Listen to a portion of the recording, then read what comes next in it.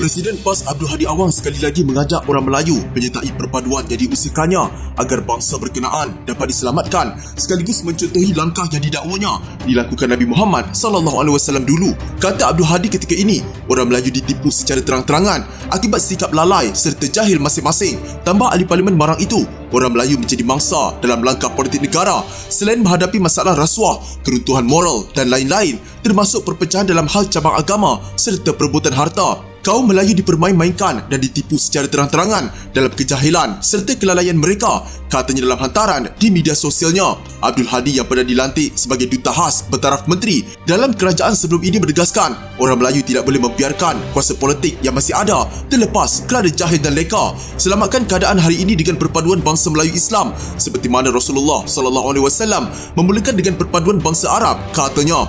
Gesaan Abdul Hadi dan PAS ke arah perpaduan berteraskan Melayu bukanlah baru.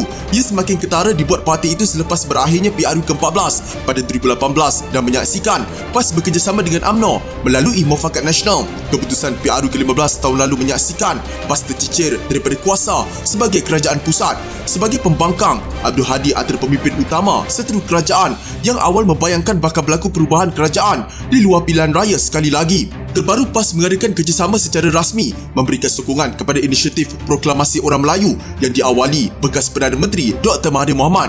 Inisiatif tersebut disebut mereka sebagai mahu menyatukan semua orang Melayu tanpa mengira parti. Bagaimanapun setakat ini, Bersatu yang menjadi rakan PAS dalam Perikatan Nasional belum menyatakan sokongan mereka kecuali melalui beberapa pemimpin parti terbabit atas kapasiti peribadi. Menurut Abdul Hadi, PAS menyokong inisiatif Mahathir untuk menemukan para pemimpin, ilmuwan, parti politik, pertubuhan bukan kerajaan, NGO dan orang-orang yang berpengaruh dalam kalangan bangsa Melayu. Pada masa sama, Abdul Hadi menggesa pihak yang tenggelam kerana menghalalkan segala cara untuk mencapai matlamat agar diketepikan. Golongan terbabit dakwa ahli politik berusia 75 tahun itu lagi turut menyerang secara peribadi tokoh Melayu yang berjaya dalam politik, ekonomi, akademik dengan pelbagai ungkitan dan sindiran.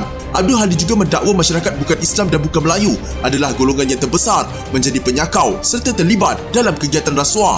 Melayu yang bekerjasama dengan golongan terbabit, tambah Abdul Hadi, termasuk golongan cendekiawan yang meletakkan otak di dalam perut. Dia juga mengumpamakan Melayu dan cendekiawan terbabit seperti kera. Pada masa yang sama, mereka itu bersekongkol dengan kalangan yang nyata bukan Islam dan bukan Melayu yang paling besar dan banyak penyakaunya. Paling ramai yang kaya-kaya menjadi penyumbang dan penerima rasuah. Bahkan turut bersamanya kalangan yang ekstrim politiknya terhadap Islam dan Melayu, kalangan media yang membawa suara syaitan yang menggoda orang Melayu dan kalangan ilmuwan yang otaknya diletakkan ke dalam perut. Mereka melompat laksana kera yang bergayut di mana pokok yang lebat buahnya termasuk buah beracun dan memabukkan, katanya.